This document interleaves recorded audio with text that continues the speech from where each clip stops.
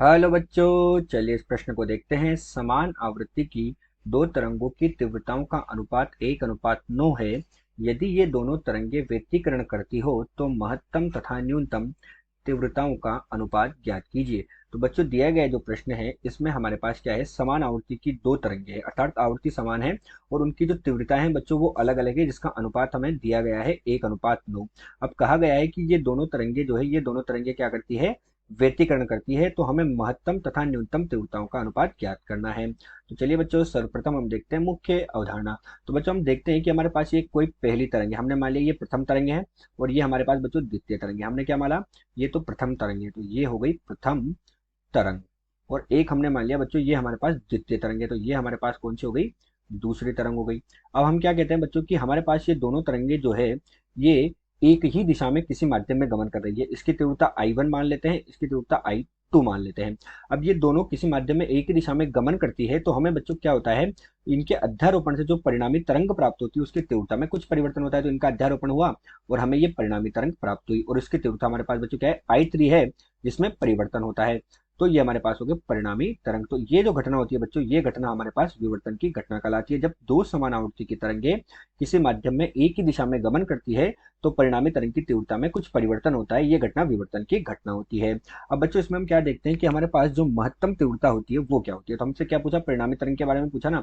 तो हमारे पास क्या होगी बच्चों, जो महत्तम तीव्रता होती है उसका सूत्र लिखते हैं। तो हमारे पास महत्तम तीव्रता अर्थात अधिकतम तीव्रता, तो महत्तम तीव्रता आई मैक्स लिख देते हैं बच्चों, इसको हम आई अधिकतम हो गया एक तरह से। और ये बच्चों हमारे पास किसके बराबर होती है, वर्गमूल I1 धन वर्गमूल I2 और इसके पूरे का क्या होता है बच्चों, वर्ग होता है।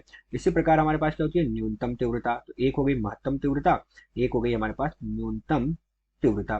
तो न्यूनतम तीव्रता का मान हमारे पास कितना हो जाएगा, आई मिनिमम कितना होगा बच्चों, वर्गमूल I1 ऋण वर्गमूल I2 और इसके पूरे का क्या हो जाएगा, वर्ग हो जाएगा। ये हमारे पास I1 और I2 क्या है, जो तरंगे हैं उन तरंगों की तीव्रताएं हैं हमारे पास। I1 और I2, I1 पहली तरंग की और I2 दूसरी तरंग की तीव्रताएं, यही इस प्रश्न की मुख्य अवधारणा है। तो चलिए बच्चों, अब हम देखते हैं हमें प्रश्न में क्या दिया है। तो बच्चों, यहाँ प्रश्न में हमें दोनों तरंगों की जो तीव्रताएं हैं उसका अनुपात दिया है, अर्थात क्या दिया गया है, I1 और I2 का अनुपात दिया गया है।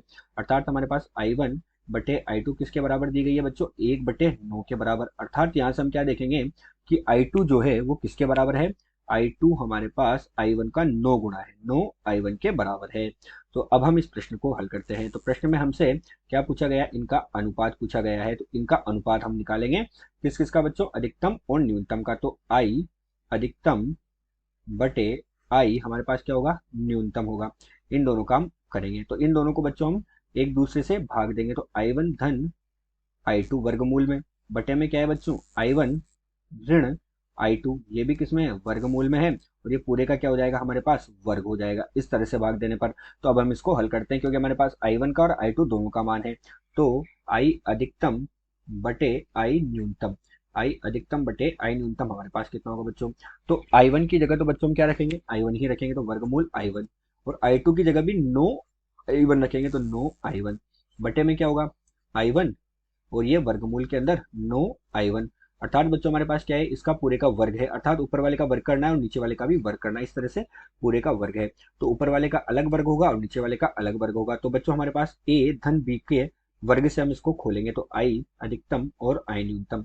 तो a धन b का वर्ग क्या होता है बच्चों, a का वर्ग धन b का वर्ग धन में 2 गुणा a गुणा b हमारे पास होता है। तो यहाँ पर कितना हो जाएगा, I1 का वर्गमूल I1 का वर्ग I1, 9 I वर्ग का वर्ग 9 I1 और 2 गुणा हमारे पास कितना हो जाएगा, वर्गमूल I1 और वर्गमूल 9 I1, ये हमारे पास हो जाएगा। इसी प्रकार बच्चों नीचे हमारे पास कितना हो जाएगा, वर्गमूल I1, वर्गमूल नहीं I1 कितना होगा यहाँ पर, I1